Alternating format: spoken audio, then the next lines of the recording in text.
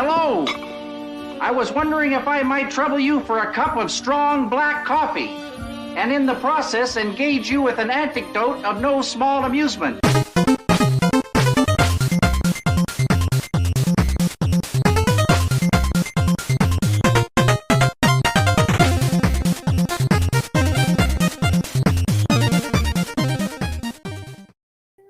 Hello, and welcome to another episode of NerdyVerse here at Nerd Herder. I am J-Dub. Yes. Tater Goblin. Welcome to the show. You have no context for that. Well, I called you Tater Lord earlier. You did, and I refuse to be acknowledged your anything else. levity is devolving, so I was like, oh no, you're at Goblin stages now. It's but true. the Taters are I still lost there. my throne. The Taters I'm are just a preserved. At some point, we're going to have to do a Nerd Herder verse intro that's just Boop doing the noises, because that's what happens every time. Just FYI for everybody, while we're backstage and that's happening, Boop is booping their own intro. Just booping and boop. Like, yes, just booping around. As man. you do.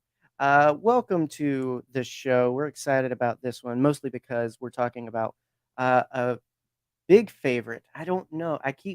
It's one of those things with Marvel. You saw the thumbnail. Unless you just walked in, which I'm sorry if you did, but unless you just walked in, you know what we're doing here. I don't know. But the thing, like Marvel, right? We're talking about Thor through the MCU, aka the movies. Okay, don't come at me. I don't know comics, Chris. I'm sorry. Don't apologize. Don't to come Chris. at I don't know. I'm probably going to say something stupid, and I'm going to be like, they should do this, and it's just going to be like, they did that already. And there was a one time where Thor was turned into a frog. That's true. They mentioned that, and we get a reference to that in Loki. See, I know some things, okay? It's just, like, there's so many dang comics. Can you give a guy a break? But anyway, but speaking of, it's still to my point, the MCU, Marvel, all of it is just so big. I'm very apprehensive of saying that Thor is my favorite. As you should be. But he's definitively in the running. He's definitely in the running as my favorite. So obviously I'm excited to be here. It's also my house. So it is your house. I'm always excited when we still have a house. Right? And our house is currently 75 degrees. So that means we're all hot tonight. It's true. I was already hot, but you know, it's nice to have company. And so we had to invite some lovely, lovely guests onto this episode. They were more invited. Than plural guests for this episode. I'm gonna sip my tea and over here. One was a very easy choice because he saw this movie with us, and that is, of course, the sneaky crusader himself. He snuck himself back in. It's Charlie. He still just keeps getting in. Hey, you're right. I'm sneaky. What a lot of our weird friends, if you didn't already know, don't realize is that Charlie and we and Charlie, us as one, we live in the same city. So it's true. Unlike a lot of our internet weird nerd friends, podcast friends, and all that, where it's just a dream to see these movies we love and to hang out. Mm-hmm. We get to do that whenever we please. It's true. I'm trying to get Kev to move to Georgia, or whenever he'd have to move to Georgia. Life allows. Georgia's just as hot as Texas, Kev. Come on down. It's wetter than Texas. This is probably Satan's pit. Whereas Texas is probably. What's up, Kyle? Look at this. We have Rockstar. Look, verbal dyslexia. If you're new to the show, look, just leave me alone, okay? It's that guy from that show. I swear I'm dry and sober. Yes, I'm just so excited about Thor. Thor makes me slur my words. Satan's pit is hot and wet confirmed. Yes, the pits of Surtur, if you will. It's on brand. I'm going to take you off the live stream. Look, I have forced myself into a good mood today. How are you, Charlie? I'm good. I'm in a good mood too. You're in a great shirt. Gonna put that up That's there, right. up in front, modeling That's it. right. Yeah, That's right. Jared, That's right. Jared, the Dork Jedi, eat your heart out. The Dork Jedi. Sorry, Dark Jedi. Okay, that's the show for tonight, folks. And they're out. Yeah, we embarrassed in front of actual He's a content professional. creator, a professional content creator, Kyle Katarn. Sorry, Kyle. Yeah. Uh, Known Legends character. Shut up, Katarn. Kyle. Anyway, Wow. I haven't thought about South Park in years, and it's amazing how the name Kyle just takes me back. Shouldn't have watched Nope. that show as young as I did. No, you shouldn't have. You know what? No. If anyone's been on this podcast journey with us long enough, you know my mother introduced me to a lot of things at an early age. Probably too young. Under the premise, it's really cool. So It's true. rewind to 6-year-old John watching Predator, with Arnie, because that was my favorite actor, and she's like, "Why not? He's in this movie." Meanwhile, I wasn't allowed to watch The Simpsons. And so you're catching up on all of that now, but in that's very on brand true. because Predator's getting a new movie too. Yes. Yes, it is. Very excited. You may see these familiar faces talking about that soon. But anyway, we are here to talk about Thor, and as I mentioned, Charlie, you were there with us. I was. when we I witnessed experienced it firsthand. You Yes. still love it? You still I still love it. I still think that it's my favorite Thor movie. It's That's a very fair. good one. It's very I had more fun in that movie, in that Thor movie, than I have in any other Thor movie. Yeah. Well, and it's one of those things. We talked about it like that night. Like we got there. I'm so horribly traumatized obsessive about like being on time that I'm infinitely earlier to everything than I need to be. It's true.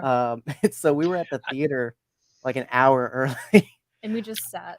And we just sat and we talked about stuff, and of course, like thoughts before the film and why like we think Taika's underrated or misunderstood as a director versus because everybody knows the Scorsese versus Marvel discourse and everything, and so a good bit of what we talked about hit on that, and we talked about it after, where it's just like sometimes it's nice to just have a ton of fun, but this movie and Taika in general with his content creation never sacrifices meaningfulness for fun. Yeah.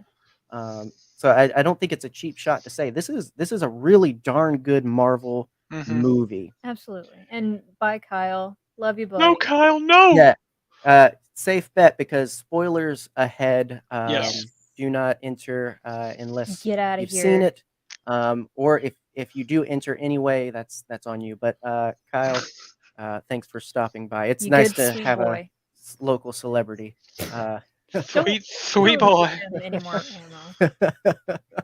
It's not Scotty, so it's not going to go to his head, but it's going to go to his beard.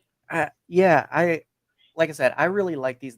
When we were talking about making more out of NerdyVerse with the show and getting into more things not Star Wars, because we withheld that for a very long time. Yeah, and I was insistent. I think it was more like, how are we going to be able to keep up with people? Are they going to be able to jive with everything? And we've definitely learned now, like if you like Marvel, if you like Thor, you're going to probably check this out. If you like Star Wars, you're probably going to listen to one of our Star Wars episodes. You're going to do what you want to do. But we enjoy these things and want to talk about them. And so when we were making this year's calendar, Thor was already on the list. Yeah. Before I knew we were getting another one, and having Love and Thunder in addition to the rest of them to talk about, because pretty much after Endgame, I was pretty sold. Like Thor is special. He's been on quite a journey, and I didn't recognize how much of that I've been on with him. Yeah. And watching them back to back today, it further reminded me like, wow, this is a great and deep character that hasn't gotten a lot of credit over the years. Yeah. I mean, Love and Thunder's come out. It's 11 years since the first one. Cool. Yeah, 2011 was Thor. Cool. Yeah, teeing up the Avengers. Yikes. And so 11 years later, to still have places to go and still have things I'm excited to hopefully see from this character is great. But at the same time, I'm also very happy with what we've gotten. If Dad Thor retires, it's been a great ride. So I bring that up to offer up before we dive headfirst into Thor speak. Where does he rank on your favorites, or do you have a favorite Marvel MCU? Because I do understand and respect. Like I don't know all of the Marvel stuff, but I do understand and respect that MCU and Marvel comics are obviously hugely different. Yep. So I wouldn't necessarily say Thor overall, but definitely MCU Thor is one of my favorites. Yeah, I will agree with you on that. Yeah, Thor, MCU Thor is one of my favorites. It's hard, man. It's hard. It's a lot of characters, lots It of is. stories now. I think we're up to like 29 like something like it that. is incredible the amount of content there is for Marvel. And more coming. Yeah. Lots more. The thing for me is it's a toss up between Iron Man and Thor for MCU. Okay. Because both are fun movies. Yes. They're just fun. They're not. You don't have to think a lot. You can just sit there and you just enjoy the movie. That's what I like about them. Yeah. Movies should be in my opinion. Yeah. So those two are my favorites. Yes. Yeah. So and real quick on that, like I'll say, I really noticed again back to back because I did a rewatch of all the films up to the point when Captain Marvel came out. When that was coming out, I was like, all right, I need to watch this movie for funsies. I just want to watch them all together. Yeah. And if you're wondering where Boop was and all of that, I just don't have the attention span. Yep, pretty much.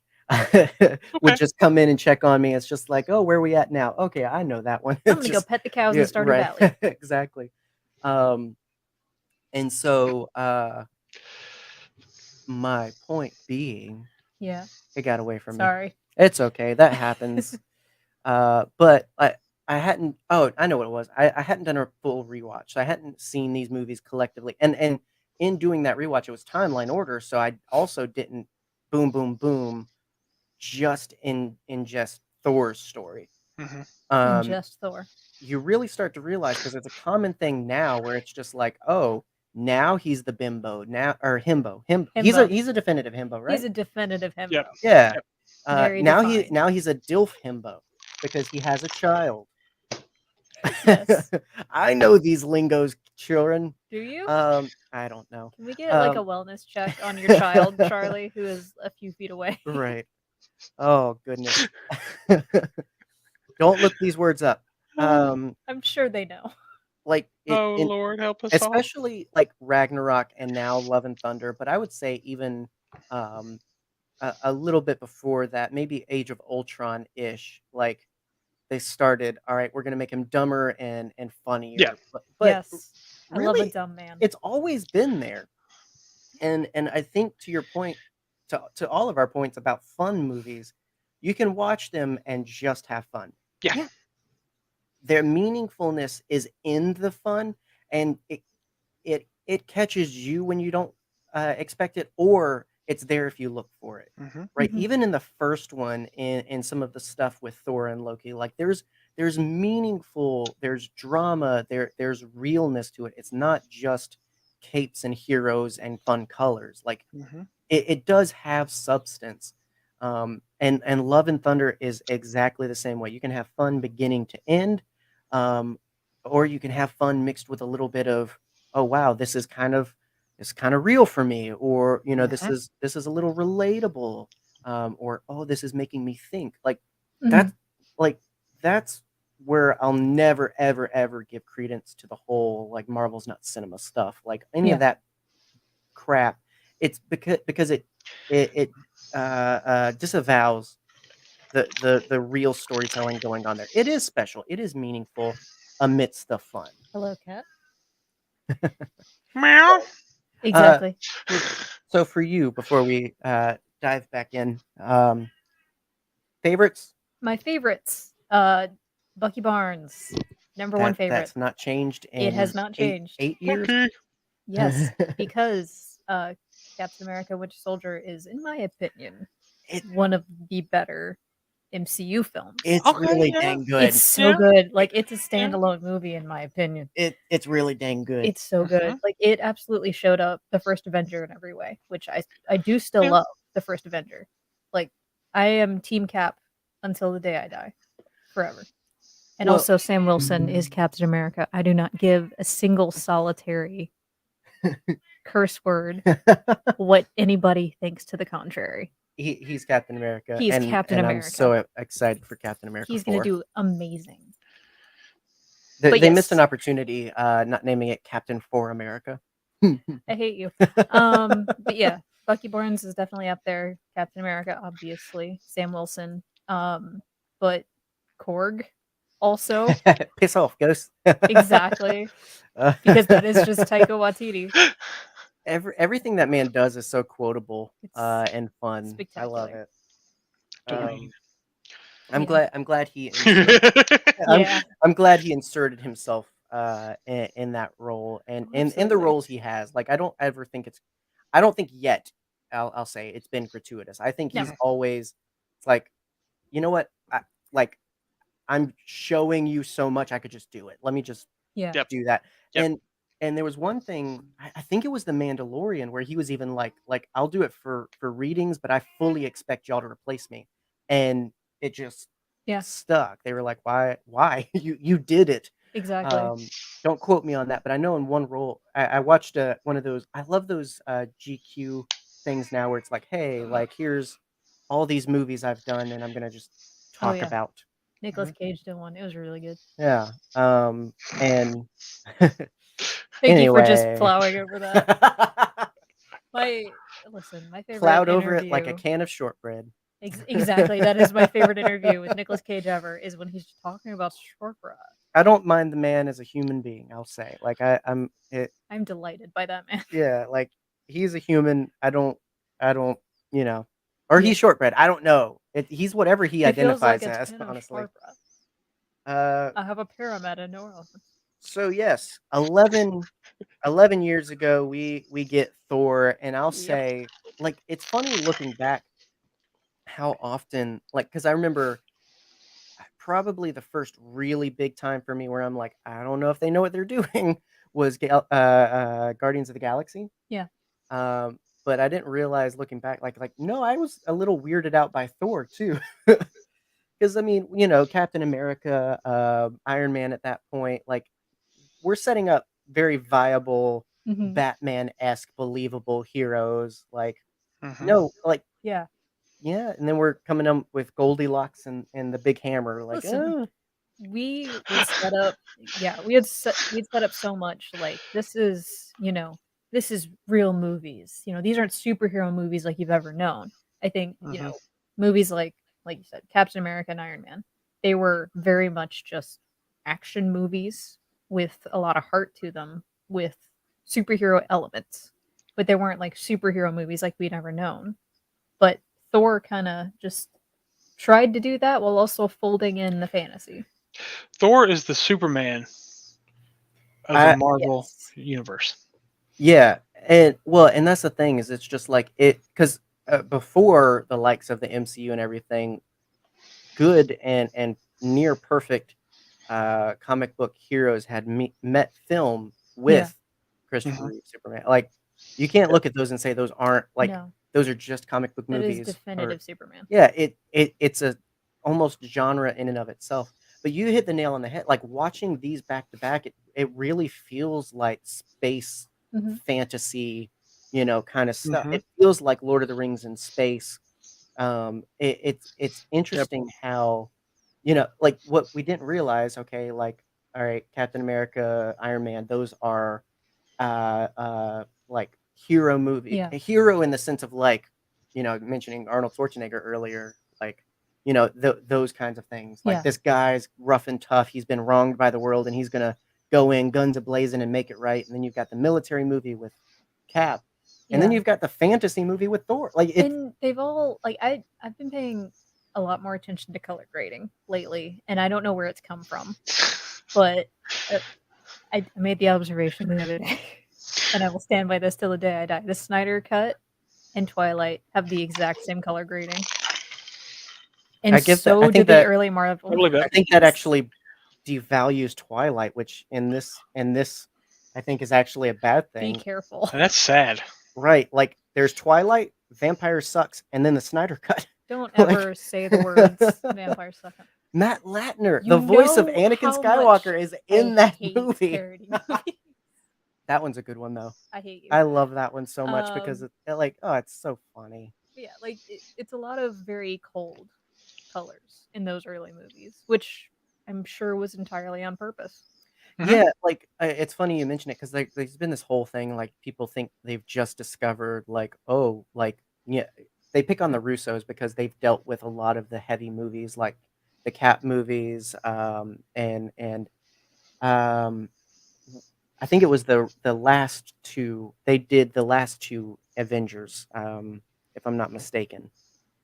I think so. I don't know. And so people are picking on their color palettes and everything, and it's just like, first of all, color grading doesn't necessarily make or break a film. No. Like, I've seen the comparison of like, oh, Shang-Chi is going to be, is better because I don't think you can pick on such little things. Mm-mm. No. I do have ADHD though, and color is part of what helps me pay attention. Well, sure, there's different arguments to be had, but I think you start to teeter when you get to like, oh, it's brighter, so it's better quality. Like, No, not the slightest. That's like thinking like, oh, I put the chrome filter on this picture, and that makes my beef lasagna look even better when I post it on Facebook. Like nobody wants to see your food. Like it's still crap food. I thought that was No. them for a second. Like no, it's just like nobody wants to see your food no matter what filter you put on it. If it's a bad movie, it's bad no matter what color it is. Yep. If it's a good movie, it's good regardless of what color. Yeah. Nonetheless, the Russos have, and I think it's stupid when people like if you do your thing, if like don't engage, don't give it to the lowest common denominator. But they commented and they're like, guys, it's supposed to be darker. It's supposed to be devoid because they're all on a gray line. Like, duh! If you watch Civil War, that's the point. Like Thor: The Dark World. Guess what? The color palette's darker. Yep. Guess what? Boy, is that movie Thor dark. wears a blue poncho a lot of the time, covering up his gold armor, covering up his red cape. Like it's thematic. Like you're not a genius for spotting it, and you're not a film critic for like scoffing at it. Like it's like, guy, like now to your point. Like I don't think inherently wanting or liking more color makes you or your opinion bad. No. Like I know that. I've never had a bad opinion in my life. Yeah, I think it's when you place except for Nicolas Cage, but I think it's when you put you put too much emphasis on one particular thing and try to use that to deem this bad or good. Like either it is or it isn't.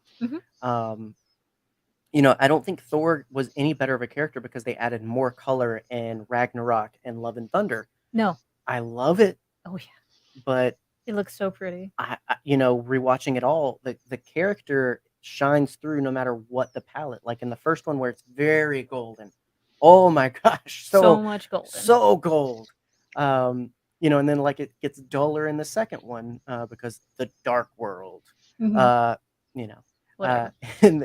then enter the chroma key era of Ragnarok, and it's like that didn't make Thor better. Thor was always good. It just changed up how we see him. It just highlighted facets of a character that we already liked. Yep. Yeah, absolutely. I don't know why we got on that topic. I don't either.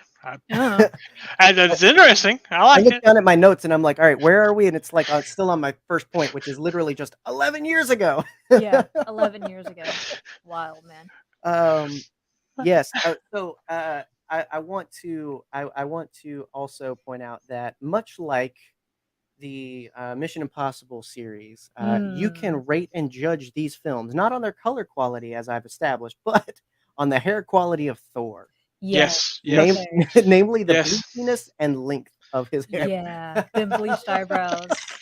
Oh my gosh. Oofa toofa. It's interesting because like it looks so fake now. It looks like compared to how they've treated his hair in recent film. Looking back on the first one, it's like, oh, that is artificial. Yeah. It looks like you're having a mental breakdown in the women's bathroom, and you're just like, I have bleach. Right. Oh my god. I don't know what to do with bleach. my eyebrows. It's kind of like a Britney Spears episode. It's that Honestly. blonde. It is Britney Spears blonde, circa 2003. Love now, her. obviously, have to talk about the muscly man in the room. What? How did he get in?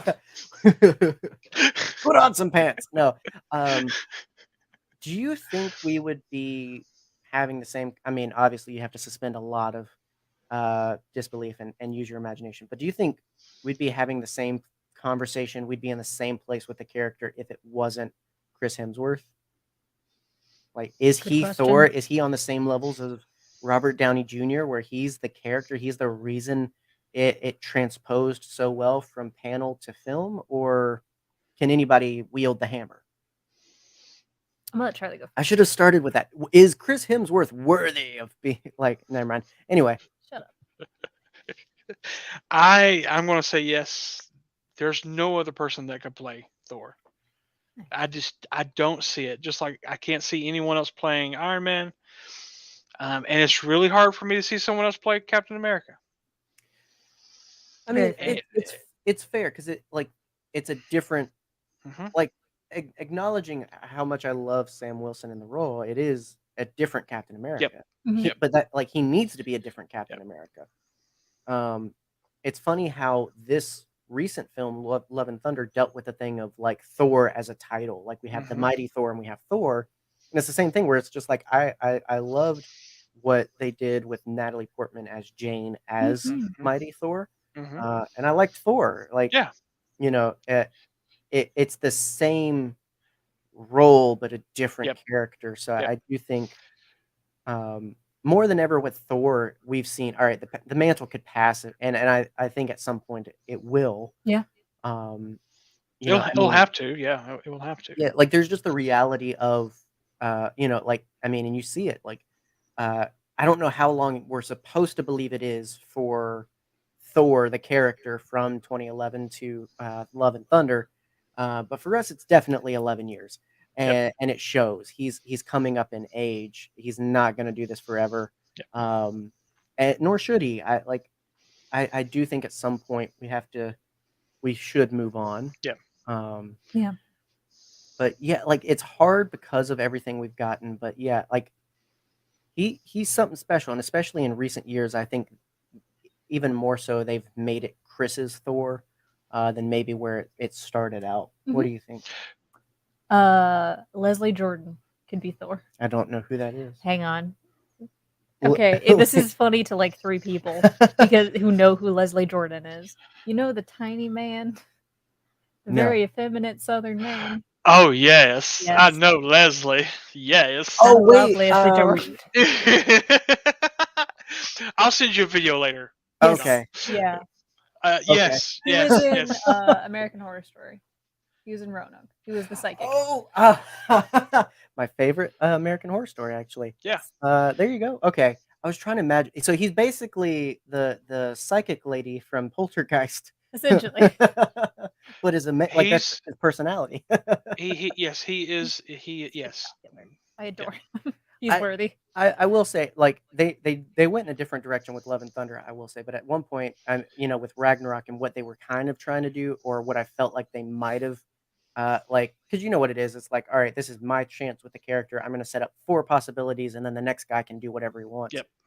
I feel like one of those possibilities was, all right, we're really emphasizing he's going to be the next Odin. He's going to, and I think that part can come back, and that's a great way to keep him around while passing it off to a younger character and actor.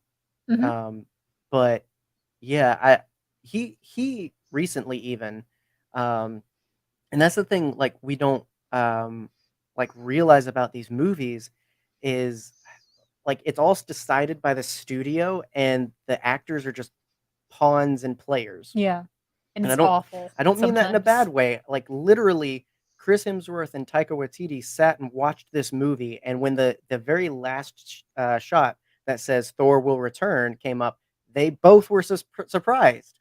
if that doesn't tell you that the director and the actor of Thor aren't in those decisions, like whatever, man. So it's like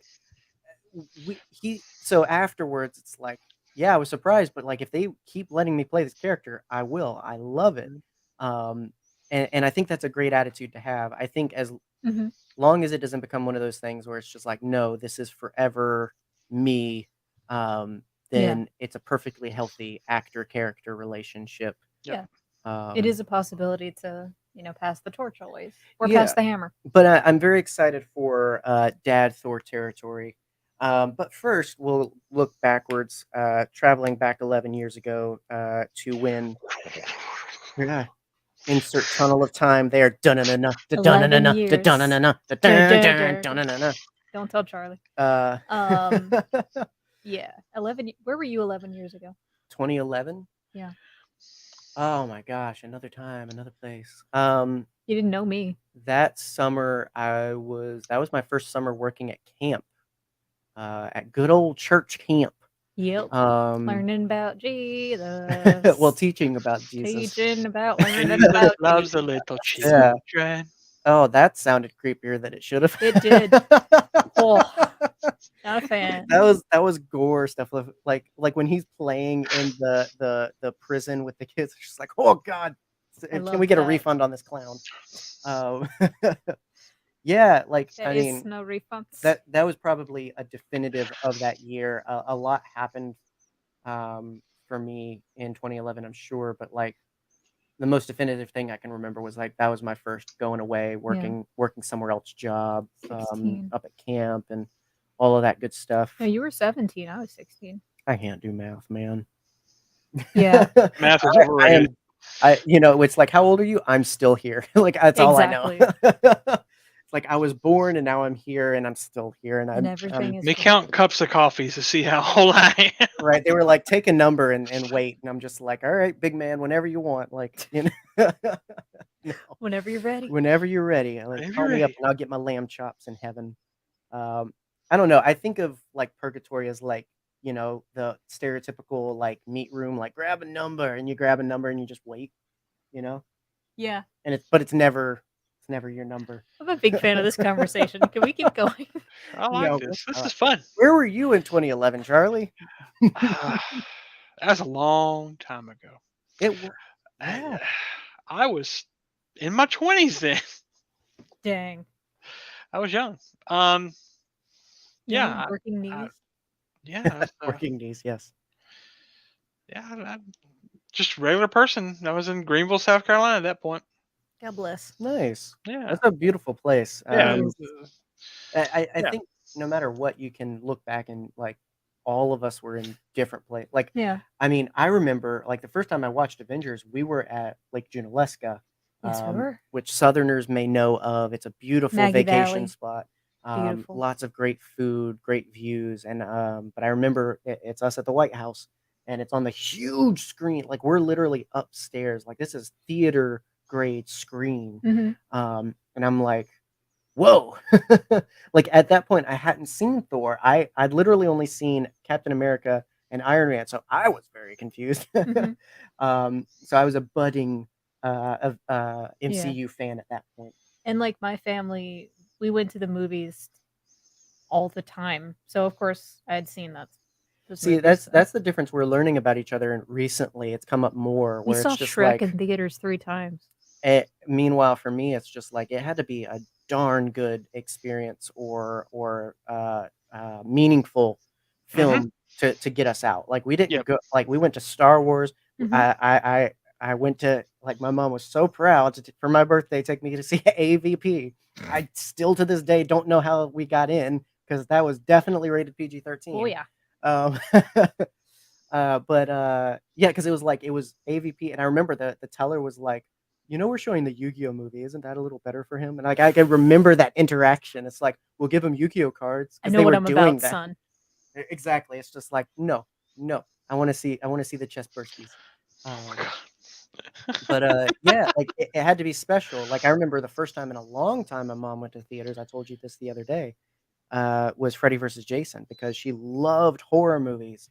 Good movie. So we're learning that about each other of where it's just like, No, it was just a thing to do on Friday nights. yeah, the number of times you're like, hey, did you see that? We saw that or you have a vivid memory, and I'm like, no. I remember crying watching Revenge of the Fallen when Optimus Prime died again.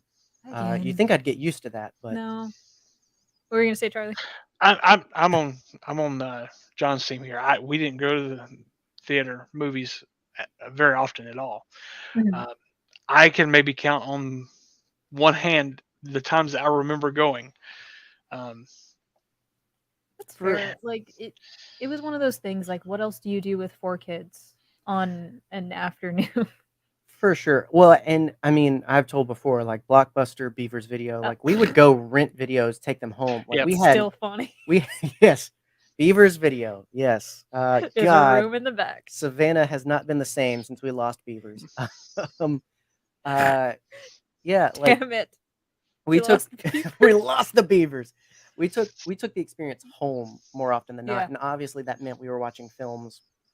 I mean, we were talking off screen or pre-show about this. Like, I rewatch. Like my desire and my obsession with reliving and rewatching things started with me and my mom. Like, I the same thing here. Exactly. Every Friday, go to, ours was the gorilla video. Had a big gorilla on the roof. Now, did you guys also have a Hollywood video? Yeah. No, we had a movie gallery and a Blockbuster too. Okay. Yeah. So we had the 3 of those, and then we had some little mom and pops. But I still remember you had the see-through frosted VHS covers. Yep. Yes. But yeah, I'm with you on that. That's how I grew up too. Is Friday night, and this is really dating me probably, or telling them just how poor I was. We would make what they call a pallet on the floor, and we would lay in the floor on Friday nights and watch movies all night long. And it wasn't kid movies. No, yeah. We've talked. We've had very similar upbringings. It's kind of scary, like. But yeah, like right. But like, and that was the thing too. Like we would make our own nachos and popcorn. Like we had a theater experience. It was just ours, and it was the same 80s action movies over and over and over. Yes. My family just didn't talk to each other. Maybe that's my problem. I mean, different upbringings, different things. Like obviously, now it's great too because now we have friends. We make it an experience still. Now like, we have friends, yeah. It's like, I mean, months in advance. Didn't have those growing up.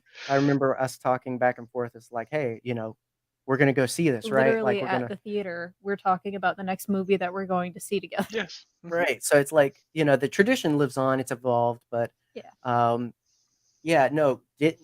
didn't see a Marvel movie in theaters. Oh my gosh, probably until Spider-Man: Homecoming. I want to say Homecoming.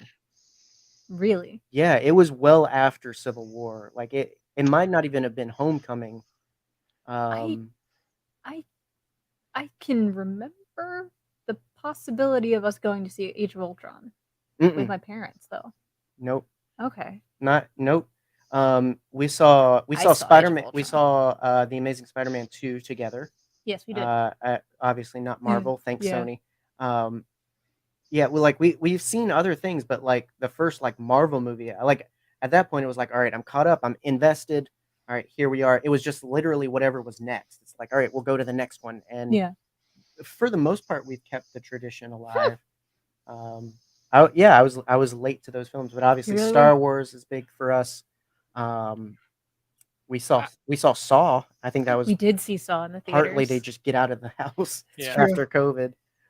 That was fine. What you saw Spiral? Spiral, yes. Yeah, that was not. Yeah, I saw it too. I mean, not the best freedom experience, but it's all right. I'm about to make y'all very upset, probably. Oh dear God. Was this the first one you've seen in theaters? I think it's the first one I've seen in theaters. That's awesome. That is amazing. I'm sitting here thinking, I don't remember seeing any other ones in theater. You had to start somewhere. And you know what? There's 29 more films coming, clearly. There you go. You can count on us with you. I may have saw Spider-Man in theaters, but I can't remember. Homecoming. I may have saw Homecoming in theaters, but I can't remember. I don't think we went to see. We didn't go see Black Panther. We didn't go see Captain Marvel, and we didn't go see Middle Boy, Spider-Man. No, we didn't see the second Spider-Man. Yeah. I was just thinking about that. Yeah, we've only seen the first and the most recent one. Yeah. We haven't had perfect attendance for sure. Yeah. Like that's okay. It's still been selective. It's either been like, no, this is definitively something we're looking forward to, or it's been like, we'll wait. Yeah. You know, Guardians of the Galaxy being one of them, where it's just like, I don't know what they're going for, so I'll wait and watch it on my own time. Because like, I mean, unless you're getting matinee, it is an investment. Yeah. You know, I kind of want to enjoy. It used to be. Yeah, I want to enjoy my 2.5 hours if I can. Back to your notes. Sorry. We're never getting through this. You wanted to talk about Thor? What? Listen, all right, we are. There's 20 minutes left in the episode. We got to just do Nerd Herder is the brand that represents scratching the surface. Because my gosh, we never. Just because we like having conversations. Yeah, like exactly. We talk a lot about a lot.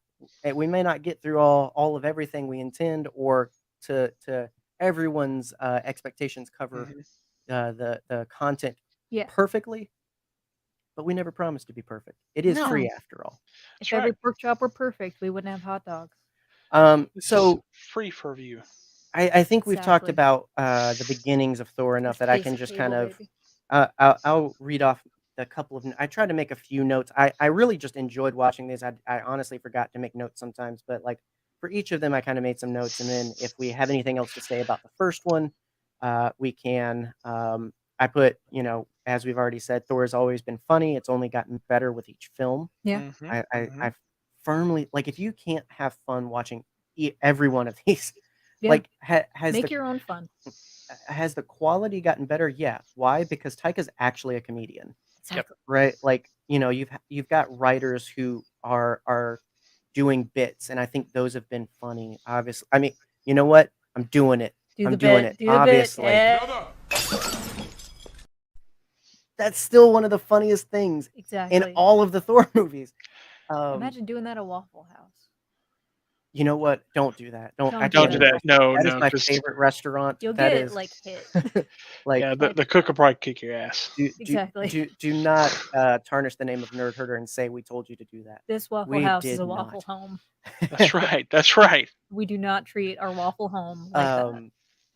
What we've seen is, like, if you watch the first one, obviously he's stranger in a strange land. Like he represents what you think. Like he's your standard LARPer that's stuck in fantasy, right? Mm-hmm. Love that. It's like it's Enchanted, but in the MCU. If you take those bits of humor and take what makes those things funny and apply those to newer concepts, that's basically all you see in like the Taika movies. It's still that he's from Asgard, he doesn't understand normal things. It's just with different context. So it's not like, oh, that's not how you ask for another cup of coffee. It's more like, no, that's not how you handle this social interaction. Mm-hmm. Like it's the same thing that made him funny in the first one. It's just with a different punchline in the third and fourth. Like, somebody smarter than me deconstruct the comedy of Thor, because I promise you, he's always been fun. You can have fun with all of these movies. I will still laugh at "Know This, Son of Cole." Always. I love it so much. It's that one. It's several of them where it's just like it's honestly like Drax light. Like it's not as bad as Drax, but it's definitely that. I don't clearly understand. Like, and I don't care to. I love in the first one when he walks into the pet store and it's just like, I need a horse, and he's like, we don't really sell that. We've got like cats and turtles, and he's like, I'll take the biggest one you have. And it's like, it's just it's funny, guys. It's funny, I promise. It is. I also wrote, in addition, his character's always been complex. Like the journey that he goes on in that first one, going from son of glory to, a man of the people, it is a very meaningful, even if not directly relatable. it's still something that I think is like less of a tearjerk like later films with him, but it's definitely like this is inspiring, this is rousing, this is like I there's still a journey had with the character. He doesn't all of a sudden, because Taika gets in there, suddenly have development. Like the first film starts with developing him as a hero, and developing him, again, like that concept of like, I'm going to throw some things at the walls, figure out what you want to stick. Like at that point, I imagine they were trying to set him up to be king, and make sure that he is that sort of moralistic character that best represents that. But he's never just been the muscle. He's never just been the strong one. Yeah, I mean, you could make the argument that Thor is a brat. Like, people will say that Loki is a brat. Thor is even more of a brat, honestly. Like, he is a child who needs to be taught a lesson in that first movie, and boy howdy is he. You're just gonna break down this boy's heart and spirit like a good parent, and that's how you do it. That's not gonna traumatize him in any way. Well, and that's the thing though too, is it's just like by the second film, he's like very like he's thoughtful, he's much more strategic. It's like he learned the lesson fast, I'll say. He becomes less like his father, becomes more like his mother. Yes, absolutely. This is the film trying to make him Odin. The next film makes him more like Frigga, for sure. And obviously starting the dynamic, like even in the end, like the fact that he doesn't want to fight and punish his brother for what's happened. He wants to help his brother. He wants things to get back to normal. That shows like, hey, I don't want to just throw my hammer at this. I want to solve this. Like if that doesn't highlight growth, which obviously shout out to Tom Hiddleston as Loki. Fantastic casting. Very good. I'm so glad we're still getting more of him, more Loki content as well. Love to see. And then my last thing for the first one was just that Odin's response to stress is very relatable. The super nap. Yes. The big sleepy. Yes. That's, I tout out, like, mostly just because, like, I hate, like, listen, give Taika credit where it's due, but, like, to say that he made Thor the character, that he made Thor funny, is just absolutely false. I keep hitting that head just because he's been an interesting character all along. But of all the comedy throughout it, the funniest thing to me is that scene where Loki's just yelling at Odin and he just slowly sits down on the stairs. Like, that's the slowest heart attack I've ever seen. You just do a big sleepy, my guy. So relatable though. Sometimes you just gotta nap it off, man. That's right. Sure. Any other thoughts on the first one? Any other big standouts? I'm not trying to. No, you're good. Take the show. So on to the Dark World. On to the Dark World. On to the Dark World movie. All right. Yeah. All right. So putting it out there, asking definitive, honestly, look, this is most people's least favorite. And if you're talking about ranking in the sense of like, how do I rank 29 movies? Somebody's going to be on bottom. Sure. But if you're talking about just in general, like not giving it a number, not putting it below or above, but just what you think of this one. Maybe in the context of Thor specifically. Yeah. You like it, hate it, don't care? It's not my favorite.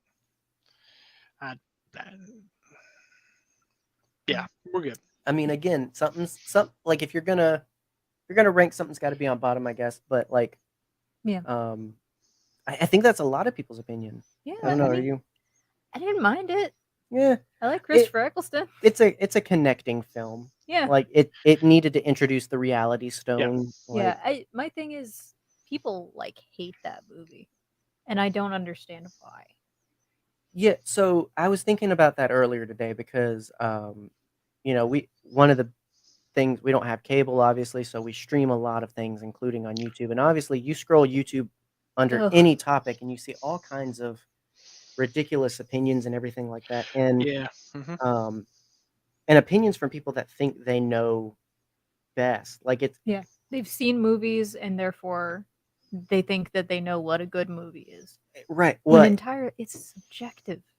Yes, it's absolutely subjective. but there's this coupled idea with that of, because I've seen movies and because I have a YouTube, like because I have a platform, it's the mere concept that I have a place to say these things. Because it used to be, if you wanted to be heard, you had to be worthy of being heard. Like if I'm going to hand you the microphone, I have to believe in what you're going to say. And so, but that's gone away. Anybody can be on YouTube. Yeah. Like, right? What We Do in the Shadows. Baby Colin Robinson has a YouTube channel. Anybody can do it. Anybody can do it. So it's not especially Baby Colin Robinson. It's not special having the microphone anymore, but we still act like it is. But wait, I have a voice, so listen to me. I know what I'm talking about. This is bad. This is quality. This is ruining Disney. This is ruining Star Wars. Blah blah blah blah blah blah. It's like, because I can say something, I clearly am worthy of being listened to. Yeah. And worthy is maybe the wrong word. I'm obviously got Thor on the brain, but I just think if you take it from the subjective place, if you take it from me, I don't like this and here's why, rather than this is bad, this is objectively bad and here's why I say so. Like, yeah, I'm going to analyze it, but I'm only going to say stuff that, supports my idea. It only comes from my point of view. It's just like, exactly. this is what kills fandoms and discourse. Yep. And I really just think, like, number one, people like pay attention to like the stuff you consume and avoid this kind of toxicity. And people who like stuff, stop being this toxic. Like, literally just changing your mindset from this is definitive to this is subjective can totally change the way you present your feelings and opinions, which then changes how they're received. And at the end of the day, acknowledge the fact that you don't really care about this. It's a movie. It's not gonna like ruin your life. Just if don't you watch like it. Exactly. Just don't watch you can turn off the television. There's a thing called a power button. There's a lot of times where there's things that I want to say about a certain movie, but I don't say them because I don't want to influence how you feel about that movie. Because you may love that movie. Freddy versus Jason. I can't stand that movie. Oh, it's so good though. I can't stand it. Conversation about this. It bothers me. So, but we had this conversation sort of early on because it was after we talked about Jason Takes Manhattan. Yes, which is the best Jason movie. And we were just like, oh, what is wrong with this? Okay. So it's a tit for tat. I get. Yeah. It's definitely that of where, like, that shows your maturity. That shows and Take Manhattan. He rides a boat. It's Jason on a boat. Right. He's Manhattan adjacent, if anything. Like that's the biggest thing. Is it's just like coming to a point where you recognize just because you want to say it or you have the right to say what you want to say doesn't mean it has to be said. Yep. Or has to be said the way you immediately think. Yeah. That's the biggest thing too, is so reactionary. Like, this movie just came out, I didn't like it because I saw it once and my kid was crying the whole time, so it sucks. It's like, dude, you might need to give that one a better shot. Like, I don't know. And we're talking about silly movies, but as with everything, like, if it was just silly movies, that's one thing. It's the way people get treated for what they do like or don't like. It's the same. Like, it's the same thing of like, if I'm like, actually, I don't like the Snyder Cut. And here's the thing: I poke and jab, and that's only because I have friends that know I'm joking. If I genuinely upset you, right. Well, it's like it. I open up the gate. I hear and definitively, like, if we ever say something in jest that genuinely upsets you because it's something you love and it's meaningful, tell us about it. Tell us, because at the end of the day, that's what changes our perspective. My perspective is, I know that Jared loves Batfleck, and I don't know why, but I'm gonna poke at him because it's fun. Like, I get it. Like, he's got a lot of potential. Apparently, he's coming back. Maybe I'll like him with more content. But as of right now, it's just silly. I'm just wrapped up in the arms of Battinson. I can't cheat on him, man. That too. But at the end of the day, that's me. That is perfectly my opinion. I'm not saying that Batfleck is bad. I'm saying I don't like him. I think he's silly. And if you like him, you're probably smarter than me. Like, it takes a high level of intellect to enjoy the Snyder Cut. But anyway, I hated it, so I understand. The same thing's happening to Love and Thunder is part of my point and why I was thinking about this earlier. Yeah, we're talking about Thor. Yeah, like the same thing's happening with this, where it's just like it's stupid, it's not even funny. It's like. Were you paying attention? Yeah, I don't know, guys. I think it's not that hard to have fun. It's not that hard. No. People make it hard. And maybe that's why I keep driving home. It's fun. It's funny. Like these are silly movies we should be able to enjoy. And then you hear stories like the one that came out after the movie came out about how Helmsworth, before the kiss scene with Natalie Portman, decided he was not going to eat meat at all that entire day. Right. Before the kiss. See Now, that right there, that also changes the way I view movies too. Yeah. I mean, well, it's what was I watching recently? Oh, I was watching, sure enough, gosh darn it, I'm predictable. I was watching a GQ thing with Jack Black, where he's talking about his movies. It's true. It's like the only thing you watch. And you know, the way that man talks. Hearing him talk about Tenacious D, the movie, and like the love they had, the fun they had, the meaningfulness, like hearing the person talk about not only the character he played, the music he made, but the movie he made. I don't care what you think subjectively of that movie. You've got to recognize like that's a person's life. That's a person's work. Like that. Come on, is ridiculing that for internet views really worth it? Yeah. I mean, if you just don't like it, cool. A lot, like watch the credits. Actually, watch the credits when you're waiting for those end scenes. Like a lot of people worked on these movies. If you're hearing about all the crap that visual effects artists are going through to make these movies, have some decency to at least like withhold your crappy opinions if you have them. Yeah. Like, come on. Don't criticize all VFX. Criticize bad ones. Just tiny little rants. Or here's the thing: complain about them not giving a big enough budget to the visual effects. Like that's the thing too. Is it's just like it makes most movies these days, guys. Like it should be one of the biggest paying jobs in the industry. It also should dictate the majority of the pre and post production. And yet they're still getting the shaft on all of this stuff, and they want half of their movie to still be made and perfect. Like, it's not the art. I guarantee it is not the artist's fault if CGI sucks. Like, no, they did their best with what they had. So many high horses, all of them with 8 legs on this show. My goodness, that's a reference. That's a good joke, Sleipnir. If you know your lore. So Odin took a sharp turn in Dark World. Yeah. Yes, he did. He's an ornery old man in this is. one.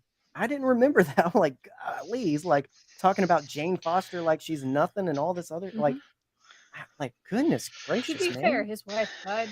Well, no, but even before that, from the get-go, when he's just like, snap out of it, stop being in love, get one of these Asgardian booties and just be happy. Like, I'm like, dude, whoa. Have you seen Sif though? What happened to like, you know, wanting the best for your son and like being a good dad and everything. Like the last It's not like he didn't love his wife. I mean, you know.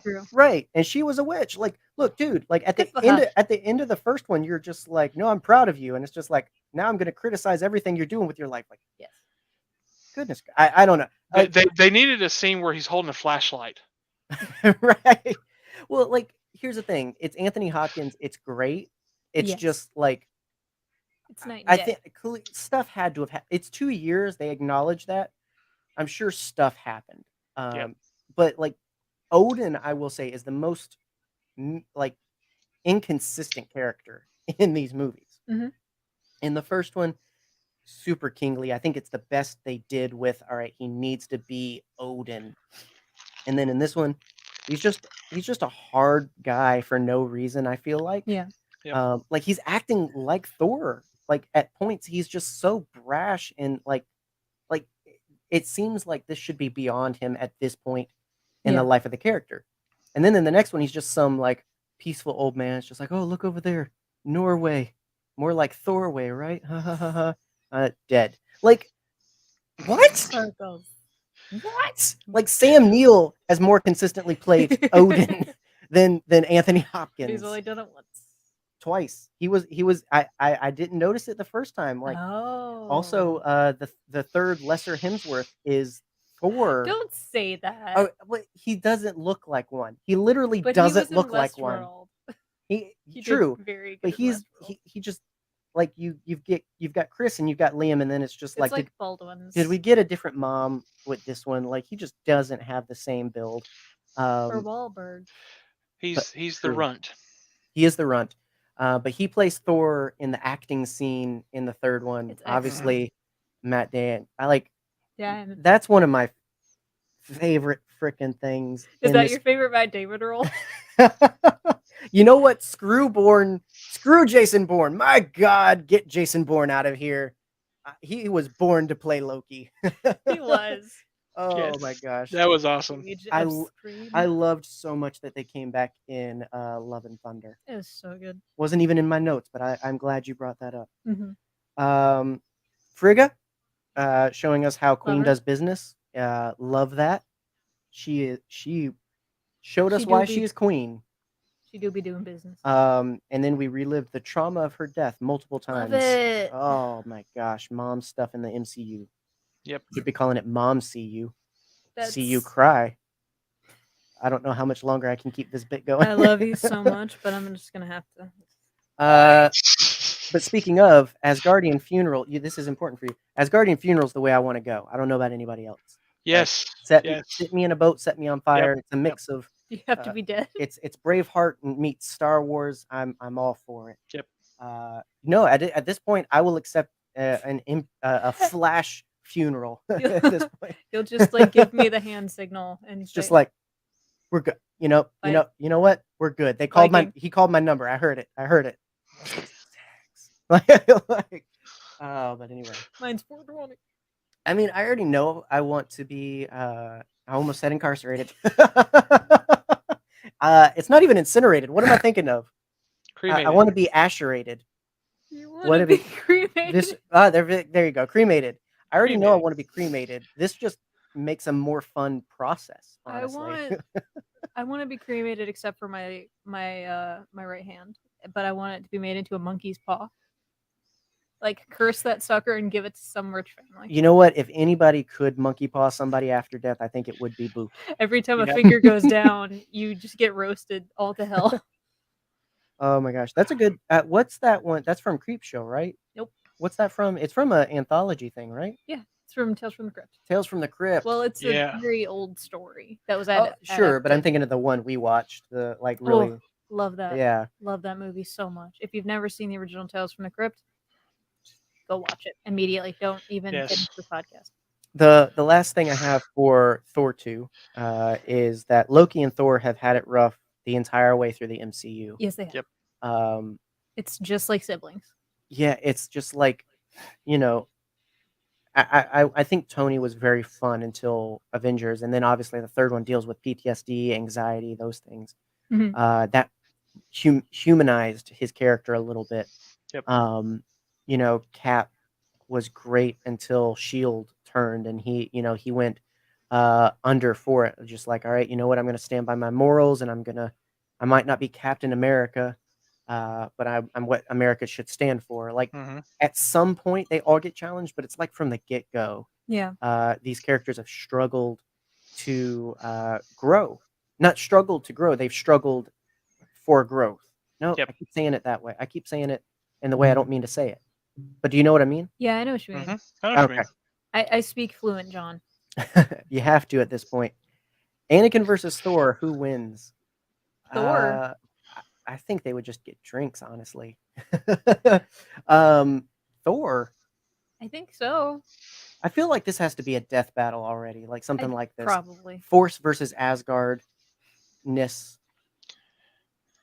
I mean, you could just snap his hand off, right? I don't know, man. Does Meow Meow can a lightsaber cut through Mjolnir? Not Mjolnir. No, so, like literally in the Dark World, like the Loki fake, but cuts off his hand and thereby seemingly prevents him from being able to summon his hammer. So it's like, I mean, obviously Anakin is adept at getting both cut and cutting off things. So it's like he does enjoy getting his hand cut off. Would that do it, or I don't know? Because Mjolnir's also gotten more sentient as the MCU's gone on. It's true. Yep. That's an interesting question, Plughouse. There you go. Speaking of plugs, by the way, check out the description of this episode, whether it's on YouTube or on the podcast, for links to the Amidala Initiative and What Choice fundraisers. Plug it in. Plug it in. Yeah, you mentioned it, Chris Eccleston. Thought it was great. I actually had a point on the fourth film, so we're at third film. We're on Ragnarok now. We're at the end, sort of. I actually had a point on Ragnarok for Eccleston. So I wrote Cate Blanchett, like Chris Eccleston, are amazing talent doing great jobs at throwaway characters. I both love and hate it. Look, man, both of those characters were so good. Yeah, they had so much potential, but they weren't the point. No. And I think that's okay. Like, and that's why I say I love and hate it. I hate it because I know the talent of Cate Blanchett. Cate Blanchett. And Chris Eccleston. So it's like, it's like with Michael B. Jordan, where it's just like, guys, you had gold, but they were used to move along the main characters. Yes. I get it, and I'm thankful for it because I like the main characters. So it's like, I struggle. I get that. I also wonder if he hated this as notoriously as he hated both Doctor Who and G.I. Joe. I hope not. I feel like he never has fun. And it makes me so sad because I love everything he does. Gone in 60 Seconds. It's an incredible movie. It's like, guys, like, I don't know. Just don't take the job. I don't know. Money. True. I mean, you're getting paid a lot of money to do it. I mean, I'd do it. I don't care. Honestly, yeah. I don't know. It's one of those things where, like, at least Hugo Weaving is just like, yeah, I got paid to come in for 2 hours and do the voice of some character I never saw for Transformers. Cool. It's like, at least he's like, no, I know this was lesser work, which really offended Michael Bay. But like for him, yeah, like, no, that's not what I'm up to. But like the studio pursued me. I was available.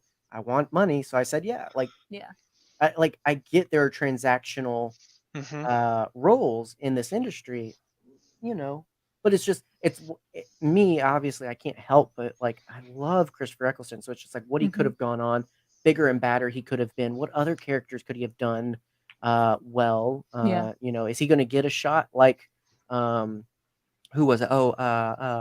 Purple Man, Grimace, not Grimace, but Thanos. Goonies. Yeah. Hey, you guys. Yeah. You know who I'm talking about? Brolin. Josh Brolin. Yeah, there we Josh go. Brolin. Unsolved mystery of his father. Yes. Like he's gotten to play two characters. Yeah. Within the same like 3 years. Spectacularly. So it's like, are we going to get that where it's just like, oh no, the elf just looks like Christopher Eccleston or something? Like, I don't know. Like, I think he would be another excellent villain or another hero. Galactus. Can we get a little bit of cheeky Galactus, please? I'm just saying. I'm gonna call it every single movie, and eventually I'm going to be right. Who else would you get? I think he's just got the range and gravitas of a world eater like that. I know. Yeah. Orson Welles is dead, so who else? Full potential. Is this the one where Anakin went to Namek and met Super Kami Guru? No. Or is this the one with Supreme it's when Kai? He got turned into a child, and then became Super Saiyan. Then Moon, and then Harry Monkey Boy. Exactly. Yes, the epitome of Saiyanhood. He regrew his tail so that he could, I'm joking, of course, Tom. Yeah, I'm not. Look, this is the fun you can have live. You can throw us off of conversation even more than we already are. Yeah. With hypothetical death battles. Goku versus Anakin. So another thing I had for Ragnarok was that I kind of wish Loki and Odin had more of a moment, like Odin and Thor did. I wish he had apologized to his son. Just for Pete's sake, you could have saved so many lives, Mr. Odin, sir. But then you wouldn't have the story. I know, but still. it's one of those things. I know this movie was one of the first that was seriously plagued with reshoots, and I just mean that like it had pretty extensive. Like that was pretty newish for Marvel stuff. It wasn't like, oh, we need you to do a pickup. It was like full on. Yeah, we're kind of course correcting a little bit. I don't know if maybe there was something that just couldn't get saved in the edit of that. But yeah, he just kind of sits there for the scene with Odin before he dies, and I don't know. That was the strained relationship more than anything, and I think that was the one that needed something. Yeah. Whether it be, forgiveness, or whether it be hatred for one another, something needs to happen there. There should have been more of an acknowledgement than my sons. Yeah, referring to both of them as his son. Yeah, I don't know, man. Whoops. Uh-oh. So we're talking about all of the Thor movies, and if you have not seen all of those, as much as I love having you here live, yeah, spoiler. Spoilers. For the MCU, yes, that did happen. He turned into glitter. He kind of opted out of Ragnarok. Really, he was kind of like, I see this coming, I'm out. Which is fair. Yeah. Why would I want to meet the wolf that eats the world? That's a great point though too. Like I loved how they handle it, because Ragnarok I know is supposed to be this huge comic point for the character.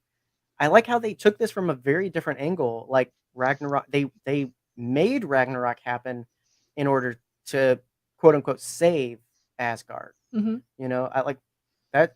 It's one of those things that makes me wonder how the writing process goes for these. Like how much of it is the writers and director, how much of it is Marvel's kind of giving them pieces to the puzzle. Yep. Because this was very clever to bring in Surtur and all of this other stuff. Like I was like, wow, that like I'm I can see how somebody would be like, oh, that's not Ragnarok, that's not how you do it. But for me, like knowing the gist and getting this instead, I was kind of cool with it. I don't know.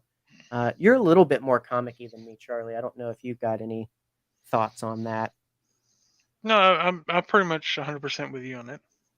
Yeah, I mean, creative way. Like MCU's been very good at that. Of like, we can't do like Civil War. We can't do Civil War all the way because that'd be 3 movies maybe in and of itself. Same thing with Ragnarok. I feel like if you take that from a different angle, it doesn't set up the same things. Yeah. And so I just thought it was clever. I thought it was very clever. I feel like we should have more of Loki's children just running around because whole phase. But I don't know. I really like Ragnarok for what it brought to not just the character of Thor, but for the other characters too. That to my next point, the most progress with Bruce and Hulk of development in the entire MCU. Like this is how you avoid like a standalone movie for Bruce is you flesh him out in other movies, as they should have been doing the entire time. They did bits and pieces here and there, but I love Bruce and Ragnarok so much. Like this sold him for me as the Hulk even more. Well, and that's the thing is, it's just like you get definitively and well done both sides. Yeah. Yep. And speaking of like people that are like, oh, that's not Ragnarok. People are like, oh, that's not Planet Hulk. Like, well, no, whatever, but man. You're never gonna do Planet Hulk. It's a good reference. Yeah. It's a again, like if we had the time, if we had the wherewithal, we could give everybody 5-hour movies. Yeah, we could do all of that stuff. Sure.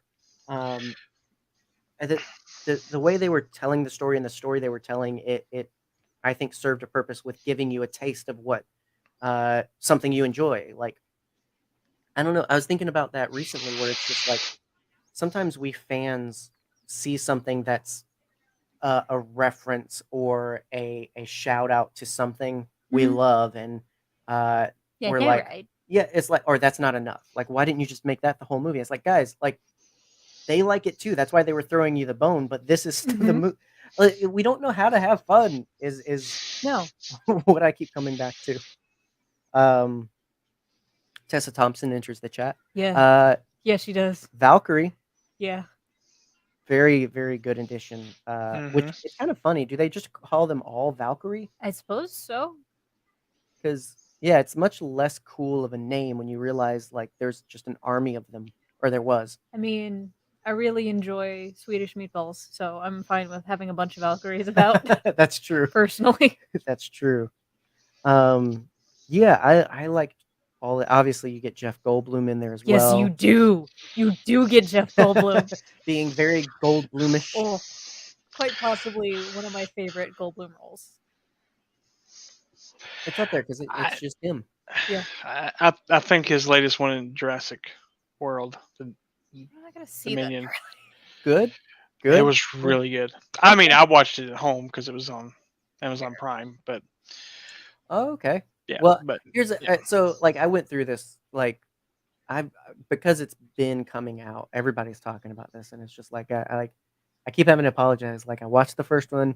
It was really great and cool. It got me into special effects, but like I just haven't been with the Jurassic stuff. I missed the dino craze. Like the dinos I was into were Transformers. Okay, You bet Jurassic. literally Dinobots. Like that was Power Rangers. That was way cooler to me. Like I don't know, man. Like we just grew up on different dinos. Yeah, it's okay. It's okay to like different things. But I like Jeff Goldblum. Yeah. I'd consider. I like the original cast altogether. Yeah, and that's what those people are doing to get guys like me back. Is they're like, hey, here's what you did like. You don't want Chris Pratt anymore? We'll move him aside. Sam Neill, like, dang it. Which Sam Neill was in Thor. That's true. So it's all connecting. It's all connecting. Gripe for Ragnarok is that the Warrior 3 deserved better. Oh boy, did they! Yep. What the heck? Like they just whoop. There you go. Whoop. There you go. Like seriously, two movies worth of world and character building with these friends of Thor, and just gonna like nerf them like that. Like yeah, that was so upsetting. That was upsetting. I'm glad Sif is still around. Oh man, I'm very glad. But yeah, that just still to this day upset. I got mad watching it today. Hogan does get more, a little bit more. He gets actually a scene, not just a flash and you're done kind of thing. But I don't know how I missed this, but Zachary Levi was the Robin Hood one. Yes, he was. Mm-hmm. What the crap? He was also Entangled. What? He was Flynn Rider. What? Did you not know that? What? No! I didn't know that either. How am I the only person that knows that? Why is he... What? His singing What? Zach, What? I don't doubt that. The man is majestic. What? I don't believe beautiful. Yeah. Look, no, let's be honest, and we know this after San Diego Comic-Con, all right? We are no longer in the DCEU. This is the Shazam EU, yeah. okay? I told you. This is what? the Shazam EU. Mind blown. I cannot believe you guys didn't. I'm pretty sure I've screamed with you about this before. The biggest revelation I had today was that he was in Thor. No. He's Flynn freaking Rider. He is Eugene. That movie's amazing. Well, at least I know, considering how disguised he was, that if Zachary Levi wanted, he could come back in any other role. He really could. And I really hope he does, because he's amazing. You know what? What? Suck it, John Krasinski. Make Zachary Levi. Zachary Levi is my Mr. Fantastic. It's not even in the movie. Who's your Human Torch? Who's my Human Torch? Chris Evans. Yeah, Chris Evans. He has to come back and play him. It's true. Has to.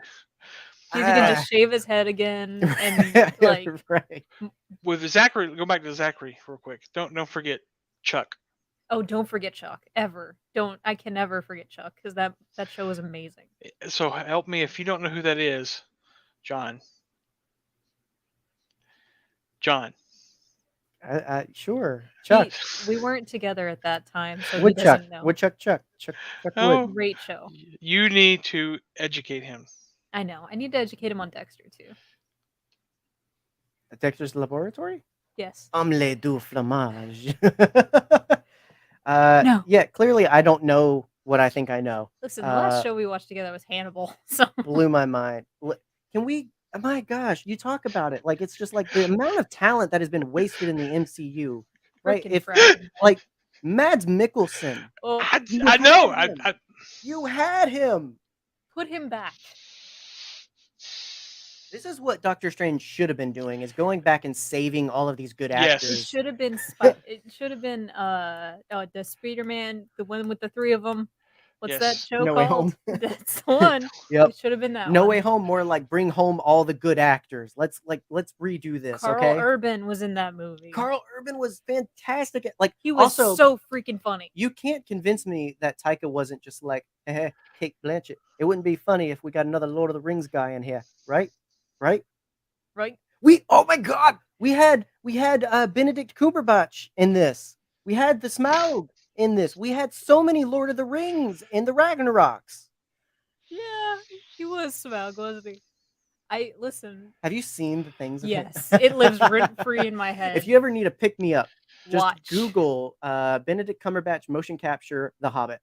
Oh, it is spectacular watching that man just crawl around on the floor like a snake. Why can't that be me? I'll crawl on my belly. Or Benedict Cumberbatch. Who was not? Who was it? Peter Jackson. If you're listening. Guillermo del Toro too. If you're listening. I will crawl on my belly for you, and I will do it gladly, in spandex and all. I will do it for $5. I'll do it for half a PB&J, honestly. Like I will do it for potatoes, boiled, mashed, and put in stew. Sean Astin is in Stranger Things. Really? Yeah. Sorry. That's right. Y'all just the show has devolved. Lord of the Rings cast. Am I right? No, that's in December. It's true. Any other unhinged thoughts on Ragnarok? No. I mean, I think we're good. I think we did good. It's great. We got a canonical orgy boat, man. Like, there's not much hinged about that movie. I do have to. So obviously, this began the Taika. The Taika era. Universe, the Taika era of Thor, and it's never been the same. Like obviously, this was great. Thor: Love and Thunder was great. I agree. Do we think it has to be Taika? Do we want more Taika for Thor? Like what? Because I know you've expressed like Sam Raimi. Give it all. Give it all to Raimi. Give Doctor Strange to him. Give it to him. I'm glad that the director for Falcon and the Winter Soldier's coming in for Captain America 4. Yes. It's like, do you like this? These are my characters for this period of their story kind of direction? Yes, I do very much. I feel like the way that you kind of make movies interesting is have your directors insert themselves, but also their voice and all their creative process into a movie. I think that has done wonders for the MCU lately, personally. Like I said, give Raimi all of Doctor Strange because that was incredible. I had so much fun watching that dang movie. Same with Love and Thunder. Like I feel like there are directors who understand these characters and what needs to be done with them. Personally, in my opinion, you have to say all of the magic words in order for the internet not to get angry at you. Yes, we had a whole caveat about this earlier. Screw the internet, honestly. It was fun. Whatever. Grow up. Sniff some grass. Like, whatever. Smoke some grass if it'll calm you down. Yes. Nerd Herder does not condone. No, I'm just kidding. I do have to go back to, like, I do think some of the earlier establishing era of these films is as good as it is because you have Jon Favreau handling mostly he gets it. Iron Man, right? Like I do think you're better served. Now that said, I'm in some cases I'm really glad. I don't know how I only know that I like the sequel trilogy as is. So I can't imagine it any other way, and so I can't imagine if it was J.J. Abrams' trilogy, would I have liked it as much? I don't know. Mm-hmm. I'm very glad it changed hands with Ryan. And that said, that's not touting out. I loved 9 too, so I'm glad that it went the direction it did. So it's hard for me because I do think at some point it's good to pass. One of the benefits these films have is that generally for the big ones, it's going to be some other director. Like we've already heard that the director for Shang-Chi is getting one of the newer Avenger movies coming out Awesome. in a couple of years. So obviously he's going to handle not only Shang-Chi, but other characters he hasn't established. And that can be fresh. And I think there's something valuable about maybe returning and saying like, all right, now give it back. Mm-hmm. I don't know. It walks the line. What about you, Charlie? Do you think one solid director for a majority is better, or is fresh eyes every time? It's fresh eyes for me. The way I feel about it is fresh eyes. You're going to grow the character more that way. Mm-hmm. That's how I see it. And fresh directors will come in and they're going to say, "Hey, let's do this a little bit differently than the person did before me." And that can either be a good thing or a bad thing. Most times it's proven to be pretty good. I mean, but yeah, I think fresh every now and then. I think you get a set number of movies you do, and then you give it to someone else. Mm-hmm. Yeah, I definitely could see one more with Taika. I could see finishing out this era, and then, like I said, I would really like to see him definitively take an Odin-like role. Yeah. I think you would switch up for that. I think it would not only depend on who he passes the hammer to, but also like what role is he going to play? Mm-hmm. We know he's going to pass the hammer to. It's true. Well, true. Now we have the kid. What? Yeah. Just her name's just Love. I think right? so. Yeah, it's just love. It's just love. Just love. Yeah. So it's like sweet love. Love. True love. Yeah. So it's like I could see something working out where maybe you get someone who's a little bit more family fun, who can write a good dad, opposite a very strong character, like also or something like Neil Blomkamp, who did Logan, I believe. He did really good with a rugged dad passing on the mantle to a young warrior. Yep. Something like that. Like I can. It depends on the era, right? And so I'm with you. I meet in the middle of both of those. Of like, yeah, I think fresh is good when they enter a fresh period. Yeah, for sure. I think he's definitely. I think we've got a little bit more himbo fun dad Thor. We got a little bit of himbo in us. Yeah. There's more. We all have a little himbo in us. Which, speaking of, so my first note for Love and Thunder was that every other villain has been Asgardian, or I did not mean to emphasize that Asgardian. Like I did. I apologize. I don't. Every other villain has been Gosh, start it! Every other villain has been Asgardian. Or space fantasy adjacent. Yes. Like it. I love all right, that. so the first one, the villain is Loki and Laufey, right? The second one is the Dark Elves. The third one, it's Hela. All of these characters Hela, isn't it? are within the mythos of this world, right?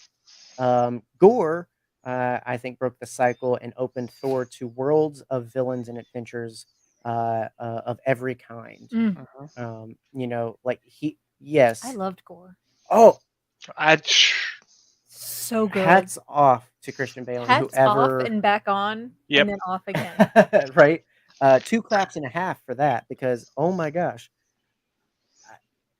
it's so good. I'm so glad he took that. I don't know, if you had told me Christian Bale was going to do what he did in this film, I wouldn't have believed he would take the role, but I'm glad he did. I'm going out to say he's one of my favorite villains in the entire MCU. Big time. In one film. Until Galactus. Right. I'm gonna be right Until eventually. Christopher Eccleston as Until Galactus. You have confirmed. We've confirmed it Galactus here. comes out of the sea at the You end, heard it here first. You heard it here first. like the end of Cloverfield. Yeah, no, like I'm not gonna get on a tangent about Cloverfield. this is why you spend the extra money in getting someone like Christian Bale. Like, Yes. Yep. and I will say this is the difference for me, and this is why it highlighted retroactively, like Kate Blanchett and Mhm. and Chris Eccleston, where it's like, no, this is. I feel like he was completely Yeah. milked dry for this character. The Mhm. reason it's so good Good is for him. because we wrung him out and got all of the value Got out the of. juice. We got all of that Christian juice, all of that grape seltzer in this movie. Whereas I feel like with others, you're left wanting more because I feel Yeah. like we only got enough to move the Thor and No, we got adjacently Loki some forward. spectacular moments out of this character. Oh my gosh, yeah. Can we just give him a good? Oh, good for you. Good for you. Good for you. Remember that. Remember that. A video that we quote weekly. I'm John Connor. I'm so glad he didn't do the voice. It would have been funny though to Yeah, have very one true. more time of him just unnecessarily graveling his voice. Ugh. Let the Yeah, man be British, for Pete's sake. he was so good. Such a He was. range too. Mhm. Maniacal villain, sympathetic villain, great, and tear jerking Oh, father. yeah. Yep. Like those final scenes, like So good. So good. yeah, it's one of those things where like, you know, it's hard to compare, but it is one of those things where he made a darn deep impact in one movie that many characters have taken several, especially Mhm. villains, several to really drive like, oh, wait, they're interesting. Mhm. They're not just the bad guy. Yep. Right. Absolutely good stuff. Thanks to Taika, we not only now definitively know that Chris is funny, but also that Natalie Portman is too. Right? She's so funny. Lady Thor. I love all the like. It's mighty Thor. Doctor Thor. That or like I loved all of that. The workshopping of like one-liners, so like Mhm. Yes, I loved it. their chemistry is a good part of it too. But like she's also just fun. She's brilliant. She's one of those where it's just like And I've had a crush on her since it's Yeah. Natalie Portman. Star Don't Wars. say I mean, on the professional. Okay. Ew. no. Even though we were probably about the same age when that came out, but no. Yeah. No, I mean she's I watched done. that too when I was a kid. Yeah. I have not like watched it except for like clips. Like It's I one of just those missed it. movies like this is a great achievement in film, And but that's it's why I haven't also a watched it. little pedophile-y. Yeah. Yeah, So you don't necessarily need that's to why I watch it. haven't watched it. It's just like if it's more artsy than fun, Yeah. like I can appreciate, but I'll move on. Watch Black Swan, baby. That's what I was thinking. Black Swan. Good That's movie. a Watch really V good for movie. Vendetta, baby. Read the book. Both of those great mixes of good movie and a statement or Yep. good movie and art. Not a And great that's adaptation, but but that's the thing is it's just like you know Natalie's gotten to work in such a range. Like I will say, I mean, up until recently, you know, Ewan has definitely come back around a lot, been doing a lot more lately, but for the longest time, she had the most successful ride after the prequels of any of them. Good for her. And that's why I'm still not sure how I feel about her dying in this one, man. Like, oh my gosh. She ascended to I know. Asgard to Valhalla. Asgard. I She think was they're gonna. passed I think they're down. gonna bring her back in some Yeah. form. I think so too. We cut off for a reason. I just don't like how much of a weight it'll probably be because that's not like the next one. That's like we're gonna save that. Yeah. I don't know if it's gonna be that long. I mean, because this is the first time we have ever seen. True. And I mean, so here's a question I had about that. Right. So if Masters of the Universe Revelation has taught me anything, heaven and hell are just another realm, Basically. right? Yep. Okay. We're in the multiverse saga. You can travel between realms. I was gonna say, like, is that the entry point? Like, is that what keeps that door open? Is that the walls between realms don't matter much in Mhm. this upcoming saga. Yeah. If that's how it happens, I'm great, because that also means Heimdall, and Yeah. I'm still bitter about that one too, where it's just like, oh, triumphant note, we saved everyone, and then they're all dead. Of course. Yep. Can we catch a break, please? I don't need to hear the bones in Loki's neck snap again. Right, like, No. Thanks, Loki show. like they wanted to make sure this was the real one. That's a crook crack. Like, that man's dead. He's purple. I cried at that moment. That was the first time I cried. Well, because so much progress had happened, man. Like, so much. The sun will shine on us again, which gives me hope. Like, I need more Loki.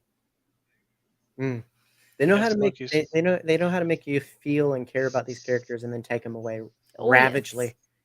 Yeah, no, I just thought Love and Thunder was great. Yeah. Lots of fun. I loved the meaningful stuff, like not only the serious take on Thor and love, the him and Jane stuff was the best it's been. Yeah. But also dealing with the realities, like, this woman going through cancer treatments, facing death, and doing every little thing she could to still matter and leave a mark. Like, you can't tell me this film didn't have substance and heart to Absolutely. it. Yeah. I mean, for me, it had the big three. It was fun, it was meaningful, and it was gay. True. Yeah, we now know how Cronin's mate exactly. Korg has Dwayne the now, Rock, and I hate that I was the one that noticed that in our group. Yeah, you were. Dwayne the Rock Johnson. I mean, like, and that's another tack on, like, that towards the end is just like, and if you didn't know, this is about growing. This is about parental acceptance, like responsibility. It and it's treated so well and so casually. Yeah, I mean, obviously we have Taika to thank for What We Do in the Shadows. That show regularly drops knowledge on things, and like, this this is just time, and it's very funny. What? Like, Jermaine Clement, he's the one that started that show.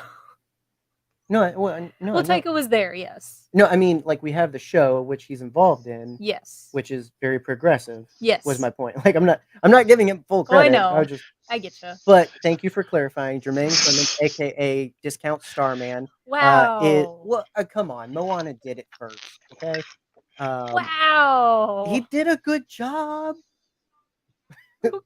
Acknowledging it doesn't make it he a also criticism. has like an entire career before that. Yes, the Flight of the Mohicans, right? Like the Flight of the, what was it?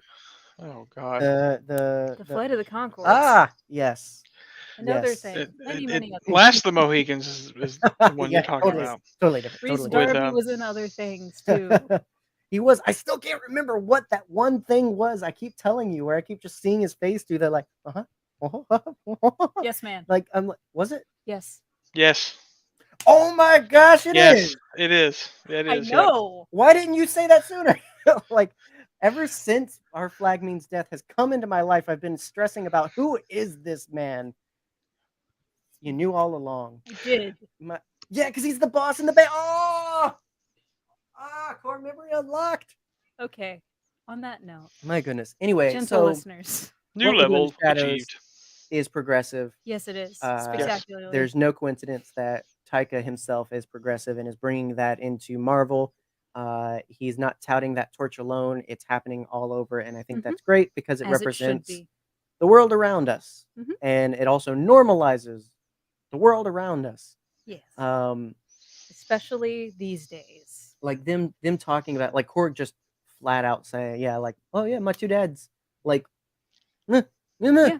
Like, it doesn't need to take center stage, although it's great when it's represented. It needs to be represented. It doesn't need to be showboated. No. And I think this film did that well.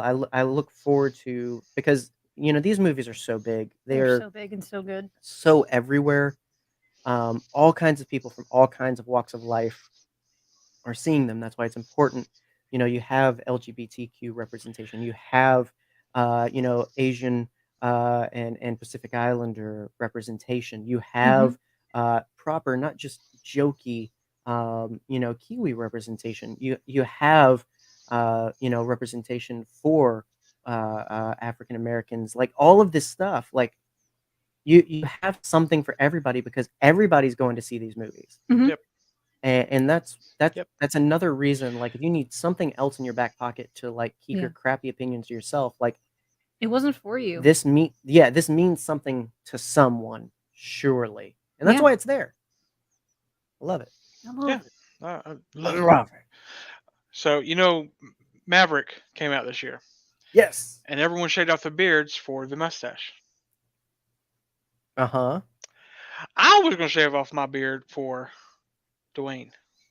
Oh yeah. Yes. I do want to know, is that just a black rock or is that hair? I think it's hair. Is that glued on? Or... I don't know. I have not thought about that until you just said that. Like if it was moss, I would understand, but then it would be green, right? Like not necessarily. Well, there could be some black moss. Damage. I mean, they're not from our planet, remember? Exactly. Yes, but rules and logic and reality. Sorry, rules and logic have gone out the door here. Exactly. In my comic book movies, heck no. Will not stand. Okay. Will not stand. Okay. Real quick, before we end the show, we're getting over. Zeus. Okay, producer. Oh yes. Oh yes, Zeus. The Italian Zeus. The Italian Zeus. I saw so many people being like, look what Russell Crowe is stooped to. Look at Gladiator versus Zeus. And I'm like, that is peak Russell Crowe. You can have both. Exactly. He's coming back for Gladiator 2. You flicked too hard. Like shut up. I mean, it was so good. And the best part is because of the after credits, we know we're getting more. Yes, we are. Also, explain to me again who that actor was. I did Ted Lasso show you didn't watch. He's very funny. Nope. That's all you need to know. He's very funny and he's in a lot of stuff. So I'm excited. I'm just glad they didn't go. Brett Goldstein. Brett Goldstein. Yep. Yes. Interesting. Spectacular. I will say I like the look. He looks much more rugged than what we would have gone at it. What we would have gotten, I'm sorry, at a different time, right? Like, yeah, obviously, and also he looks like a character, like yeah. Like he I love that. He looks more believably of that time than he does than like Kevin Sorbo, where it's just like, long hair, chiseled, tall. Like this is an American man, clearly, which obviously Goldstein tells me he's also but like he doesn't look as cookie cutter. Yeah. I'll say in the glimpse we get. He's actually from United Kingdom. Yes, he is. Yep. There you go. He plays dude. Would Greece have been that? Wait, it's not Greece. Is it Roman or Greece? It's Greece. Greece. Yeah. It's Greece. Grease Lightning. You haven't even seen that movie, so shut up. Nope. I have not. You've never been to a sleepover. And I have not lost a wink of sleep for it. But you know what I have lost a wink of sleep over? This podcast. Ghost Rider. No, I'm just kidding. No. Shut up. Yeah, no, I thought Russell Crowe was fantastic. I love You're really geeked out about that whole I was scene. Like super excited. Yeah. We talk about representation, like seeing all those cultures and religions in one. I was holding out for a Jesus, man. I was wondering if they were going to do that. I just kept waiting for him to walk across the stage or something. That would have been great. It's just like look, see, this is like that's it. Like there you go. You want it on equal grounds. This is what it means. We get everybody. But alas, they did not have the cojones for it. But maybe one day we'll get Jesus and the Super Friends. Darby. Remind me, who's Reese Darby? The guy we literally just talked about. Oh, no, I mean, because that plays too much into the white guy trope. Right. That's the funny part. True. David Tennant. And also a man from actual, the Middle East. Martin Sheen? No, I'm sorry. No. Nandor's actor. Though. Yes. Yes, I would Kevin take that Novak. in a heartbeat. Oh my gosh, doing the Nandor voice. What are you doing? Creepy paper. I am Get the Jesus creepy Christ. paper. My birthday's coming up, but not the Christmas one. Right. Do you know who my dad is? I get 2 birthdays. I got 2 daddies. That's my Jesus. That MCU Jesus. One day. And so saith the Lord. Join us. Fancast your Jesus in the comments. What an episode. Please. We did make all the way through. Like, obviously we skipped some beats. I didn't talk about my favorite Thor, that being Dude Thor, Yes. Fat Thor, as he's unaffectionately known as. Love Dude Thor.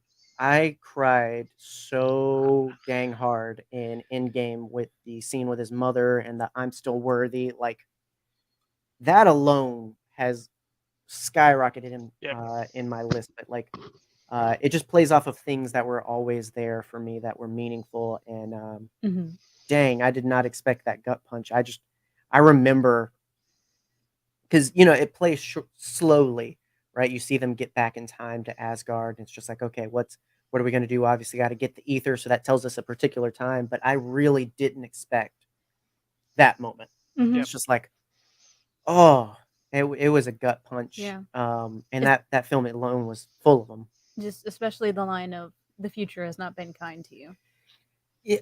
The motherly tones there, her seeing that, like, you're not quite my Thor, like, and imagining what that's like, of like, no, I've had to go so long without you, like, I wish I could be your Thor again. But how that plays into the I'm still worthy, I'm still her son, I'm still who I am, I'm still this warrior, like, all of those things, like, I mean, like, these are not, screw you, Martin Scorsese, these are not just silly movies, man. Like, you can't do stuff like that and not recognize the impact. So like, that for me, some of my favorite Thor. But we did accomplish, we talked about the 4 movies and many another thing. And Dwayne. And Dwayne. Yes, Dwayne was here as well. Grow mustaches. If you can pull it off. It's not for everyone. No? It's like a mullet. It's not for everyone. I disagree. It's not for everyone. But this podcast is for everyone, and we appreciate everyone, whether it was live, whether it's after the fact, wherever and whenever you check this out. The fact that you are listening to it is awesome. Thank you. We appreciate every little bit of that, because at the end of the day, we have fun regardless, chit-chatting with our friends. You guys tuning in and joining the fun is just a bonus. But thank you for doing so. Thank you to the even bonusier bonuses of our patrons who pay for this stuff. Give us bonuses. Yes, you give us bonuses. We appreciate your support. We turn around and turn that into the podcast, but we also turn that into stuff for you all. Some cool patron-only merch is going out. If you want to support us, cool. You can do that and get little things. Shut up. If you don't, is what it is. You don't like sending cats to college, apparently. But no, we appreciate them. Appreciate you, good sir. It's good enough to be friends with you and to get to see these movies together. It's another to be able to sit and chat with you for nearly 2 hours about it as well. Dear so thank Lord. you. If you've seen the promo for this, then we were supposed to have 2 nerds with us, 2 nerd dads. We were supposed to have 1 and 1 Milky. Yes, we were supposed to have the milk daddy himself, Nicholas, with us. Boy. Alas, moment of silence for Nick. He passed away. No, he's not dead. He's just a dad. Whoa. And he no. No, he did not. Wow, that took a turn there. Sorry to announce it like that. Sorry, we had to be the ones to break it. Us. Breaking news. No. He had his dadly duties to handle.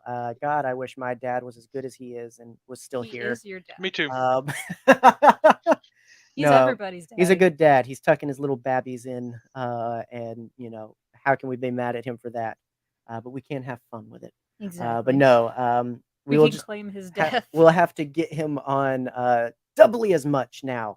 That's true. That's the second time, Milky. Everybody gets 3.